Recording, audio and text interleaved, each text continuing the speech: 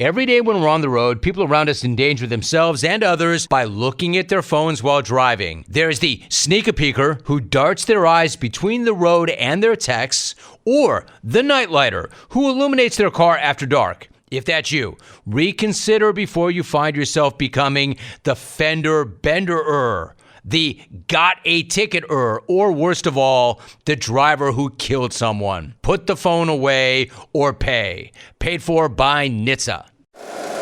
Every team, every topic, everywhere. This is Believe. Welcome to Orioles on the Verge. This is Zach Spedden, joined as always by Bob Phelan. Our co-host Nick Stevens is out this week. We are here, though, to break down the opening weekend of minor league baseball. This is the first weekend that we saw all four of the Orioles' full season affiliates in action. So we're going to talk about that on tonight's episode. And Bob, just to kind of give a little bit of a tease here, you had an article on Substack, oriolesontheverge.substack.com this week, picking up on something you used to do in our BSL days, which is 3 up, 3 down for the entire system. So you go from the major leagues down to low A. Can you tell our listeners a little bit about that piece? Yeah, I had some free time the last couple of weeks, and it times perfectly with the beginning of the baseball season, and then this week with the minors. I'm going to try to keep up every Monday, have it come out, just to highlight who's hot and who's not at each level, just in case anyone just needs a quick glimpse at what's going on. And I'll write a little blurb for each player mentioned, but a little thinner version of what we're going to dive deeper on the bonus Patreon podcast each week. But just to give something, and honestly, to just give myself a refresher on what's going and kind of categorize things in my head too. So it works both ways, but it's a fun exercise, and hopefully people find it worthwhile. Absolutely. And as I said at the top of the show, this was the first weekend in which we saw all of the Orioles' full season affiliates, the Norfolk Tides, Bowie Bay Sox, Aberdeen Ironbirds, and Delmarva Shorebirds, the Chesapeake Bay Sox, playing. And there were some things that stood out to us. Enrique Bradfield Jr. is off to a very nice start down at Chesapeake. And then up in AAA, Brandon Young is really standing out in the Norfolk Tides rotation. And I know we're going to talk about him a lot this week, but I want to start with Jud Fabian, who really displayed the power this past week. 3 home runs, really off to a solid start at the plate, even though the strikeout rate is still on the high side. We're starting to see him make a little bit more contact and hit the ball hard. So, Bob, what has stood out to you about Fabian so far in the minor league season? Honestly, it's just kind of what I've come to expect from a Jud Fabian season. It seems like he really does, over the offseason, level up a little bit. Whenever he's repeating a level, he seems to improve in pretty much every area. And I think we're seeing that again as he's repeating AAA. Strikeout rate so far, I think we're another week or so away from strikeout rate stabilizing and becoming useful information. But right now it's 27.3%, which honestly, if it's going to be around that, that's fantastic, because that's really not too bad for a guy with the power he has. I think he started the first week 0 for 9, and then the second week he batted .333 with an OPS over 1100. So when he's cold, he's going to be a hole in the lineup, like I said on our bonus podcast. But when he's hot, he can carry an offense a little bit.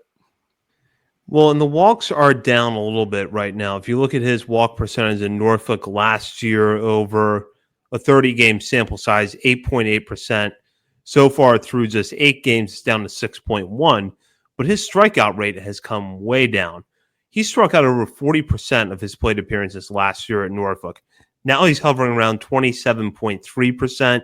So I feel like in this case, if this is where it's going to level off, and it could change in either direction, the strikeouts or the walks could go up or could go down.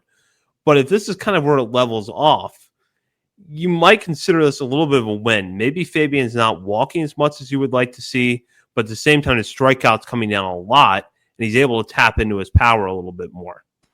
Honestly, yeah, I do wonder if we saw the Orioles with Jordan Westburg last year kind of lean into swing early, swing often approach, because if you have a little bit of swing and miss in your game, the more chances you have, the more hacks you can take, maybe the better chance that you'll eventually make contact. And if they know that you're going to make an impact with the ball when you do make contact, then maybe that's a trade-off that's worth happening. And then as we're seeing Jordan Westbrook so far in 2025 season, walk rate's a little bit up. Again, it's still very early, but if you can get used to that approach, and then if pitchers adjust and they throw more balls out of the zone, then you can bring the walks back up. But yeah, I do wonder if that's the methodology here with the guys like Judd Fabian and Vance Honeycutt and Jordan Westberg. So it'll be curious to follow for the next few weeks at least. And I know we're going to talk about him a lot more in our next episode, but Brandon Young continued his really strong start to the 2025 season with a great outing at Charlotte over the weekend. 5 1/3 innings pitched, no hits, 8 strikeouts, 1 walk.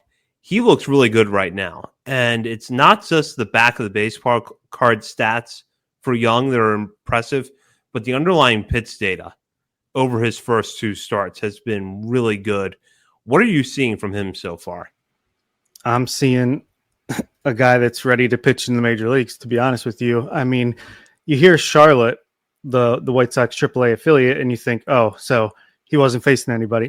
This is a different Charlotte team this year. They have some prospects. They have some major league veterans that are hanging down in AAA as depth right now. That is a really solid lineup, and he carved them up. 5 1/3, no hits, 1 walk, 8 strikeouts. Whiff rate is great. Like, he's staying in the mid 90s with his typical IVB, and his strikeout rate is identical so far in AAA as it was last year in AAA. The walk rate is almost half of what it was, 8% to 4.7%. I'm sure it'll be a little bit higher than 4.7%. That's extremely good. So, yeah, I just think he's a guy that's got 5 average to above average pitches. He's confident and calm on the mound, stays around the zone. And I think if you can mix it the right way, that's an effective mix there. I think he could be better than Dean Kramer, maybe immediately. Maybe, there's going to be growing pains, but I see a guy that's just, he's ready to step in at a moment's notice and make his major league debut. And honestly, just the way his demeanor is, the way he's so laid back, I could see him being one of the few guys that actually has some success right out of the gate. Yeah, that has been something we've seen a lot of prospects struggle with, is that transition from AAA to the major leagues. I know we'll talk about that a little bit more in our next episode, but I agree with you that I think Young is a guy that is built to handle that between his demeanor and the amount of experience he's had at AAA over the last 2 seasons. I want to switch over to the flip side of this, though. There's a couple of hitters off to slow starts at Norfolk, and that's Kobe Mayo and Dylan Beavers. And with Mayo, you could take the good with the bad. The strikeout rate is really high right now. The batting average really is non-existent to this point, but he is still hitting the ball hard. Then you have Dylan Beavers, who's really not hitting for a lot of power so far, and the strikeout rate is very high. This is much higher than we're used to seeing from him. You wrote about this at Substack this week. What are your thoughts on what you're seeing from these 2 guys, and can they break the slump that they're in right now? Mayo, I have no questions about. To me, like I said in the article, just screams some bad batted ball luck in the beginning of the year. Like the opening 3 games, I think his BABIP was 150 something. It's up now after a week and a half to 190. I mean, that's extremely low. That's like Rylan Bannon in his worst season levels of low. That's just not going to continue because, like you said, he's still hitting the ball 113, 115. Like, he's stinging the ball, and it's just finding gloves. And then I think maybe after, the first 4 or 5 games of the season go like that, then you start trying to hit it through defenders. And obviously, once you get away from your approach a little bit, the strikeouts might creep up. I'm not worried about Mayo. I think all it's going to take is some, like I forget who, but back in the day, in the Gary Thorne days, someone hit if they're hitting in a tough luck and they're in a slump, you hit a little bloop into the outfield, and that kind of takes the pressure off of your shoulders, and then you can get going from there. But he is a 15% walk rate, so at least he's walking. He's still hitting the ball hard. I have no concerns about Kobe Mayo long term or even short term, to be honest with you. Now Dylan Beavers is a different story. 47.2% strikeout rate so far. I don't know what the issue is, but he's not making contact, and he's not doing much when he does make contact. He does have a between 11 and 12 walk rate, which is pretty good. But like I said in our bonus podcast, if you're only making contact in 50% of plate appearances, you're really hindering yourself, and you're not giving yourself a chance to even have success. I don't know what the issue is, but clearly he's a tinkerer, so he's going to need to get to work and figure out what's going on. Yeah, absolutely. We'll move down to Double A now to talk about Enrique Bradfield Jr., who got off to a really nice start as Chesapeake opened its season at Altoona. So far, Bradfield 3 for 8 on the year with a pair of walks. Now, here's the amazing thing. He had a really good weekend in which he did not even attempt to steal a base. But he also faced some lefties in that series, put up a pretty good fight there. Overall, his numbers look good so far, and this is a very small sample size we're talking about, just 3 games. But for a player that looked really good in spring training, had a nice cameo at Double A at the end of last year, it seems like Bradfield is carrying that momentum over to 2025 right now. Yeah, absolutely. I mean, you couldn't ask for a better start. Like you said, he faced some tough lefties, and he just makes contact. He has a good approach. He got to show off all his skills other than the one we know he has the most. Like if he got on base 50% of the time and didn't steal base, what's going on here? But no, 2 walks. He had a double in a pinch hit appearance. Like, I mean, that's to stay in a game like that and come in late and just work a good at bat and end up with the double. That's pretty awesome. And yeah, I mean, he laid out and made a dive in center field as well. So if this is the Bradfield we're getting this year, he'll be in Baltimore by September, if not early next season. I mean, this is what we wanted to see. Hopefully he can continue it. Obviously, it's only 3 games, super, super small sample size, but just nice to see him continue the success that he had last year into spring training.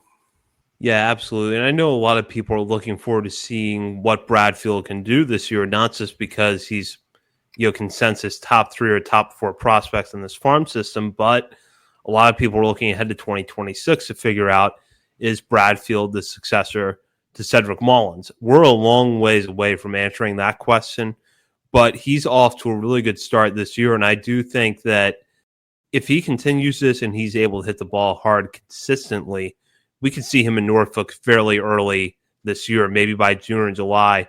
Now, what else stood out to you, good or bad, during Chesapeake's opening weekend at Altoona? I'll say on the good side, I'll kind of just piggyback off my own list here, just because obviously that's my own observations. But Frederick Ben Cosme, he only played in 2 of the 3 games, but he was, let me get the exact, 3 for 7 in the series. He had a double, he had 2 walks. But to me, he looked like he put on some good weight. Like he looked a little thicker, a little stronger. And I think that's going to be huge for him repeating Double A. If he can actually hit the ball with a little more impact and continue to otherwise do what he does, I think that could actually raise his stock quite a bit. So I'm kind of bullish on what he can do this year. And on the pitching mound, I could just list like 5 names here, but I'll say Zach Fruit was the most impressive. That fastball is electric. He's got a nice slider to go along with it. We saw a little bit in the spring breakout game. He continued that 4 2/3 scoreless with 4 strikeouts. He did walk 3 batters, but his stuff is going to play at the highest level, whether it's in the rotation or out of the bullpen. Obviously, they'll give him every chance to be a starter, as they do most guys. But yeah, I loved what I saw from him. And Preston Johnson was kind of sneaky good here. Hold on. Did I put him in our bonus part? No, I put someone else. Okay, I didn't want to repeat myself. So Preston Johnson, his Double A debut, obviously coming back from injury last year in High A, had a shaky year, just getting healthy. I think his ERA was in the 5s. Went to the AFL, got some innings in. Double A debut, 3 innings pitched, 1 hit, 1 walk, 3 Ks. Love to see that. And if we're going to look on the negative side, it's mostly just offense for Billy. The position side is nowhere near as strong as the pitchers. Creed Willems, he had a double in 1 at bat, but that was his only hit of the weekend. Max Wagner, we've talked about a lot about how, he's catching up after missing last year. He's going to need a big year to kind of stay in the mix. He was 1 for 8 with a walk. Silas Ardoin was 0 for 11. Let's see, Douglas Hodo 0 for 6, but he did walk 4 times and steal a base. Tavian Jerzenberger 1 for 9 with 2 walks. Reed Trimble 1 for 3, and he's hurt. What do you know? So really, pitching good, offense bad. Yeah, Trimble just needs to stay healthy. Preston Johnson, as I pointed out on our show last week, ended the year on a high note. The first couple months of last season were really rough. But if you look at him from June 1st on last year, he was pretty solid out of Aberdeen's bullpen. So it's good to see him get off to a good start at Chesapeake. And I agree with you that if Ben Cosme can really start to tap into his raw power a little bit more this year, that's going to go a long way for his prospect stock, because he's always been a very good bat-to-ball hitter. He can make contact. He generally has, low strikeout rates, decent walk rates, but the power just hasn't shown up yet. And I think that's why last year, after a quick start at Double-A, his production lagged for a few months. So if he's able to hit the ball harder, more consistently this year, I think he's going to be able to sustain good numbers at Double-A. Yeah, I absolutely agree. I think he's a future major leaguer if he can do that. And, he could be the guy that's, when I think of it, it's like a perfect Tampa Bay Devil Ray Tampa Bay Ray who can I'm going back a ways, who can just play all over the field, but you want him in there because the bat to ball is just quality. And they'd probably get him to pull the ball in the air as much as possible, try to get him up to 20 home runs. So, yeah, I think he could be a really solid player in the major leagues if he continues what we're talking about. So if he's like a Tampa Bay Devil Ray, is he the next Miguel Cairo or the next Aaron Ledesma? Former Oriole, Aaron Ledesma. Let's go with him.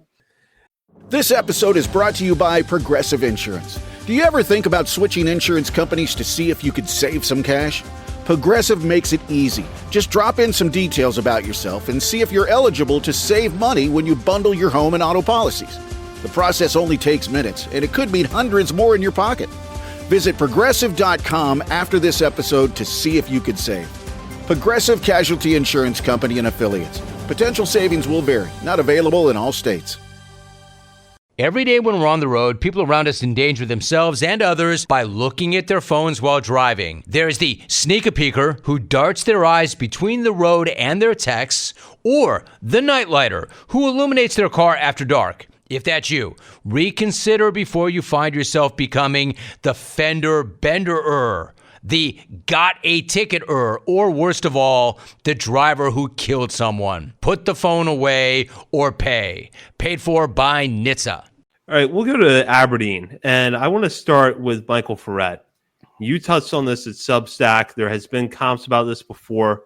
There are shades of Kyle Braddis when it comes to Michael Ferret. And we saw that a little bit in his first outing over the weekend. 4 2/3 innings pitched, 5 strikeouts, 2 walks, just 2 hits allowed. He's off to a solid start this year. I feel like performance-wise, Ferret had earned a trip to Chesapeake to begin this season. He really did not need to go back to high A. But because there is a little bit of a logjam right now in the Orioles farm system when it comes to pitching, he happened to be one of the guys that was hurt by that. But if he gets off to a strong start at high A, and this is something I know we're going to talk about in our next episode, he's going to have an opportunity to really jump up and move to Double-A quickly this year. Yeah, absolutely. He just looks so polished out there. He looks like he owns the field when he's on it. And obviously he's younger. I mean, I feel like his stock is higher than Braddish's was at his age, because I think Bradish was still in college when he was Ferret's age. But yeah, he's got all the makings, the poise, the stuff. I think he is a big time pitching prospect in the making. I don't think it should take long. He should be the first guy up to Double-A once there's room and they're ready for him. Yeah, super impressive. I would expect nothing less for the rest of his time at Aberdeen. We're going to talk a little bit more about Aberdeen in our final segment, but I want to touch on 2 players who were on the opposite ends of the spectrum in your piece over at Substack, and that's Austin O'Verne, who was in the 3-up section, and Vance Honeycutt, who was in the 3 down. We've talked about O'Vern coming into this year as a guy that you really should have your eye on as far as a breakout candidate.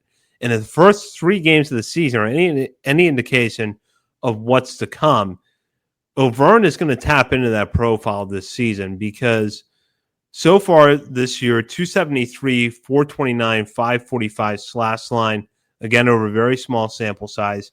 But he's already got a home run with 3 walks to 2 stolen bases in 11 at-bats. So he's off to a very strong start. On the other side of that, though, Vance Honeycutt, a couple of walks in this series. He looked really good defensively, but the bat a little bit off to a slow start through 3 games. So what did you see with O'Vern and Honeycutt that stood out, both good and bad, over the opening weekend? Yeah, O'Vern looks like he should have been drafted higher than he was, just based on how he performed at the end of last season after the draft. And so far, so good early in this season, very early in this season. It just seems like he can kind of do it all. Obviously, he will have his slumps, as all players do, but great at bats, impacting the ball. He's fast, obviously, can play some good defense, but stealing bases, 2 for 2. Yeah, I haven't seen anything I haven't liked out of Austin O'Vern so far. So hopefully that continues. Honeycutt, I don't think it was like, this was one of the harder 3 down segments to pick because Aberdeen performed pretty well. The 2 pitchers were fairly easy. The hitters all were decent. So, I mean, he still had a couple hits. He had a couple walks, stole a base, played good defense. So in 3 games, like, it's really hard. Like, if one of his hits would have been extra bases, then it would have looked a lot better. But yeah, not the hottest start. And we've talked about this, that it might take a little bit of time for him to, catch on to the Orioles methods. And he might be another guy that swing early, swing often, but 2 walks is pretty good. I haven't really lost any luster for Honeycutt. He's a high ceiling guy. And we've said it could take a little bit longer than Orioles fans are used to when it comes to the position prospects, but the talent's there.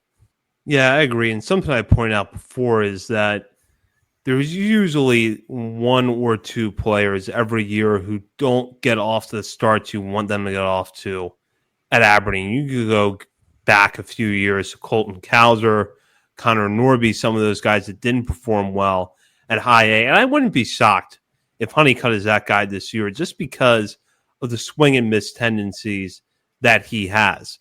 And, does it mean that I think he's going to have a bad year? Not at all. In fact, I think he's going to end this year in Double-A, but we know that because of that adjustment to the first full year of pro ball, not to mention that you're in a tough hitter's park, some guys don't take to Aberdeen right away.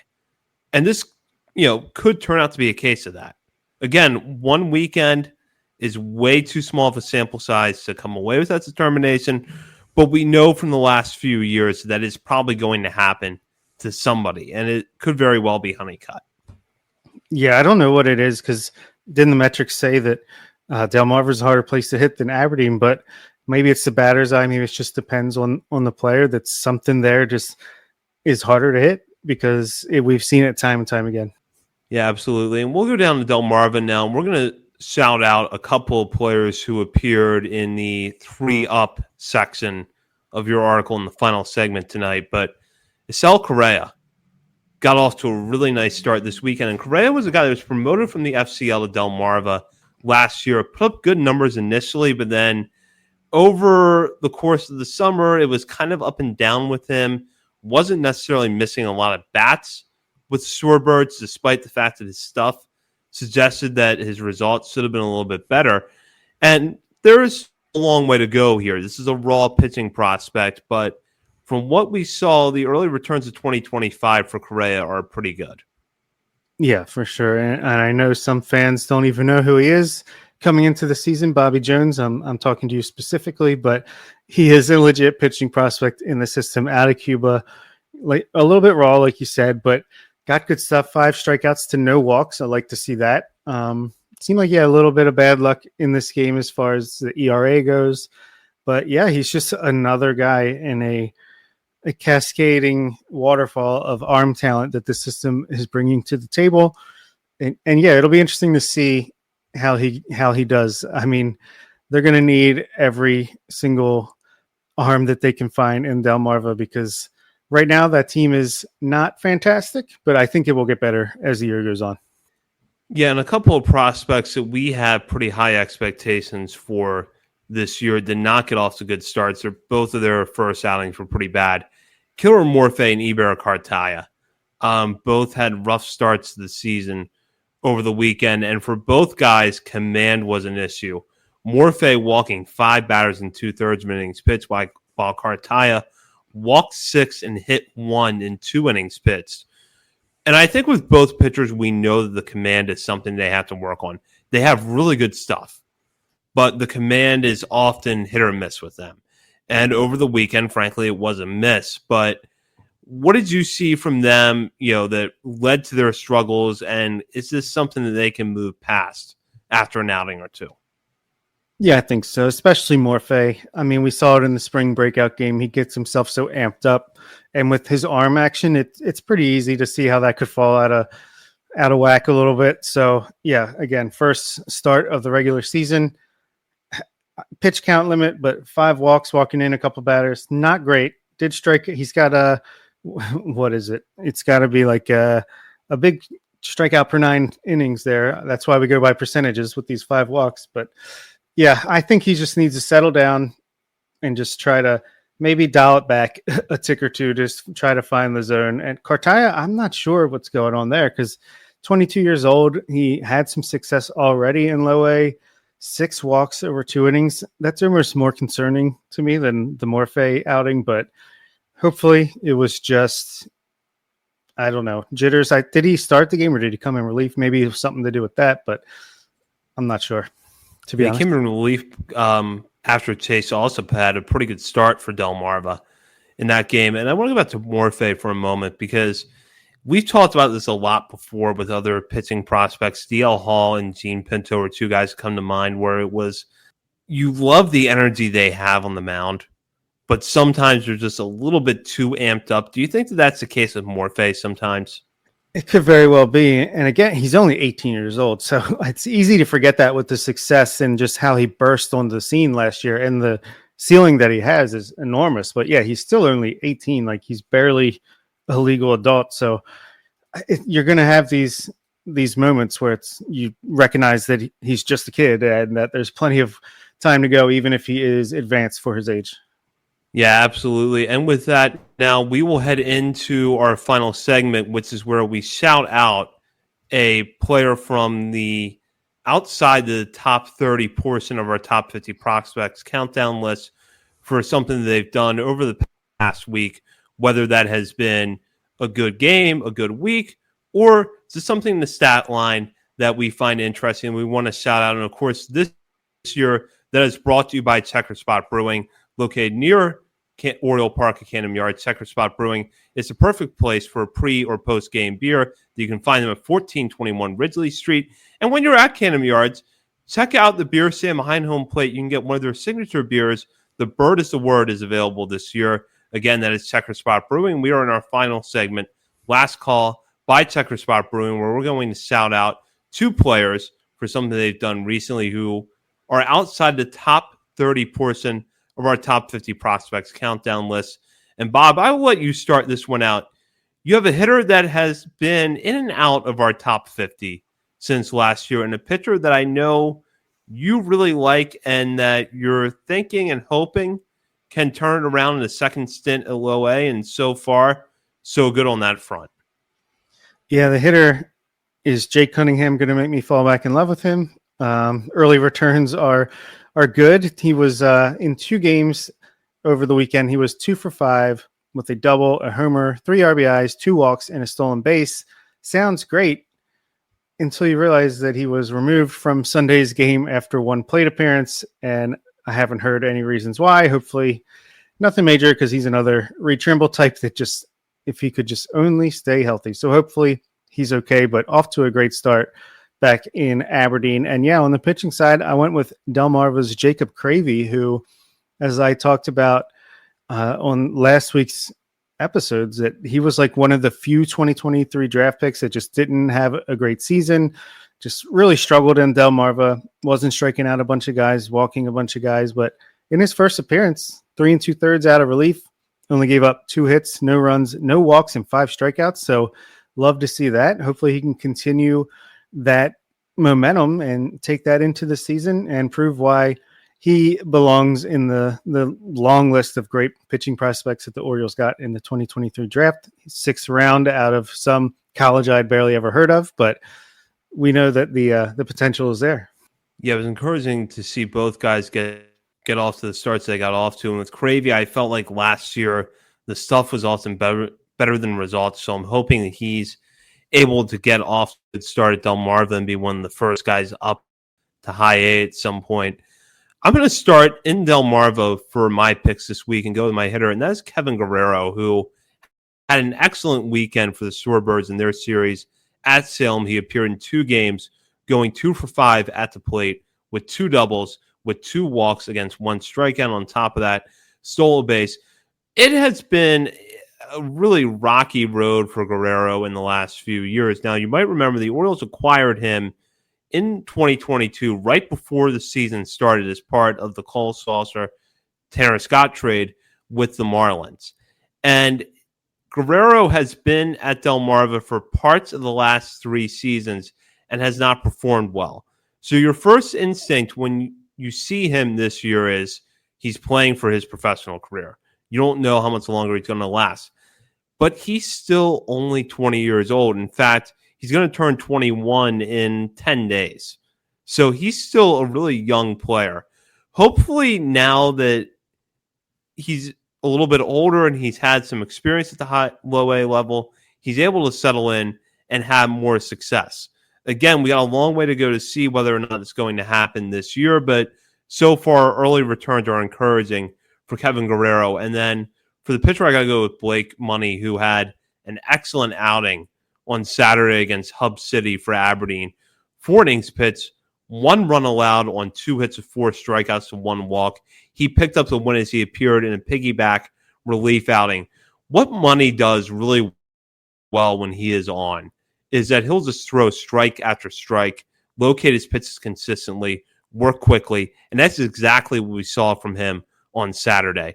This is not necessarily a pitcher who's going to overpower a lot of people, but he can locate the mix that he has very well.